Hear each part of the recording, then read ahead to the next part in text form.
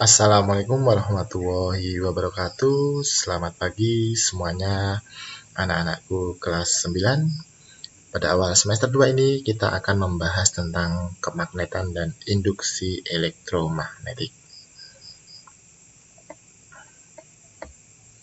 Apa saja yang akan kita bahas? Mari kita mulai dulu.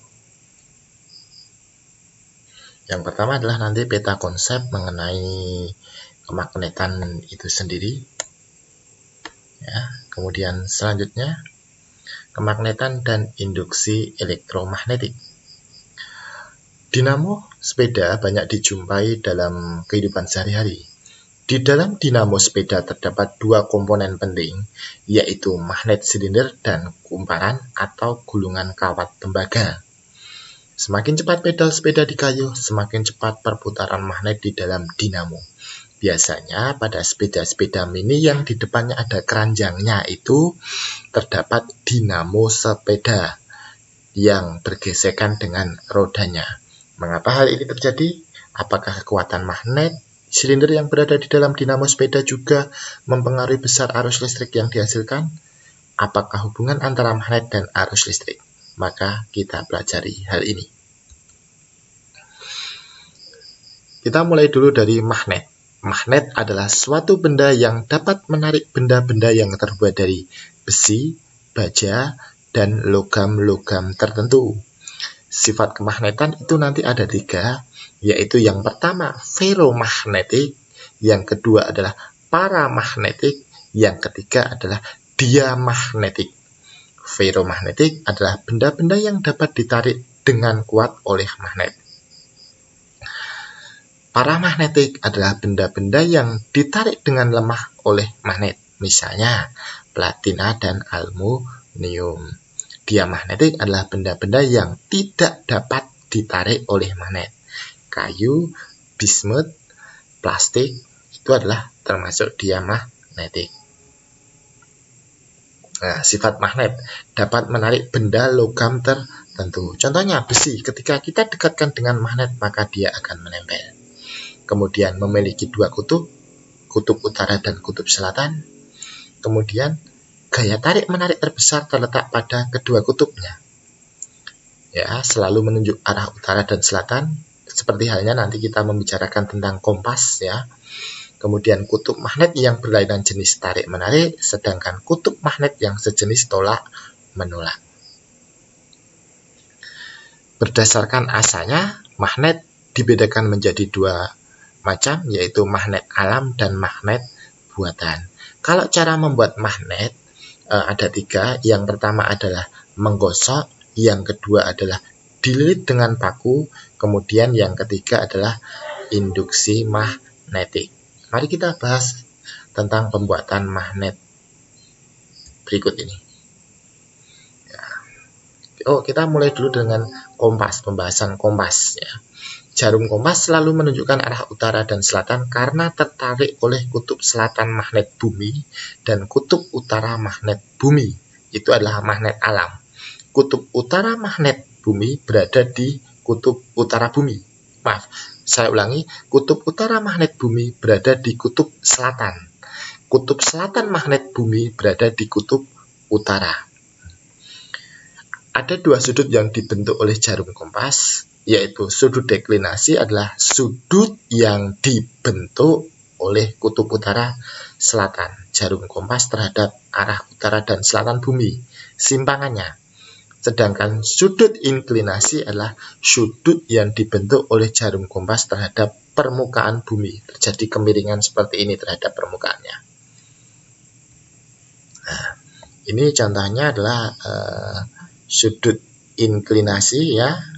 Kemudian ini ada arah utara, ada selatan. Jadi jarum kompas itu tidak selalu menunjukkan pas arah utara, ada simpangannya. Ini disebut dengan sudut deklinasi. Oke, lanjut ke medan magnet. Medan magnetik adalah ruang di sekitar magnet yang masih mempunyai pengaruh magnetik. Jika ada benda lain diletakkan di ruang tersebut, maka dia kemungkinan tertarik atau tertolak. Ya, kalau itu nanti bendanya magnet. Ya, kalau bendanya logam, maka dia akan menempel, tertarik. Semakin rapat garis gaya magnet, semakin kuat pengaruh atau medan magnetnya, bagian kutub magnetnya. Ingat, garis gaya magnet itu tanda panahnya menunjukkan kalau kutub utara itu keluar, kalau kutub selatan itu masuk. Alias Usman memberi keluar.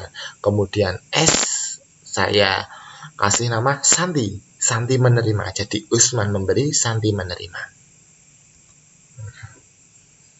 Nah, ini tadi kumparan kawat berinti besi yang dialiri listrik dapat menarik besi dan baja. Hal ini menunjukkan bahwa kumparan kawat berarus listrik dapat menghasilkan medan listrik. Seperti yang dikemukakan oleh Hans Christian Ørsted ya, dengan percobaan sebagai berikut ini. Ya. Kemudian kita membahas tentang menentukan arah medan magnet. I itu adalah ibu jari menunjukkan arah arus, ya, I. Kemudian B itu adalah tangan yang ditekuk menggunakan kaidah tangan kanan. Ingat, tangan kanan, bukan tangan kiri. B menunjukkan arah medan magnet. Kalau arah arusnya ke atas, maka arah medan magnet berlawanan arah jarum jam, ya, berlawanan dengan arah jarum jam.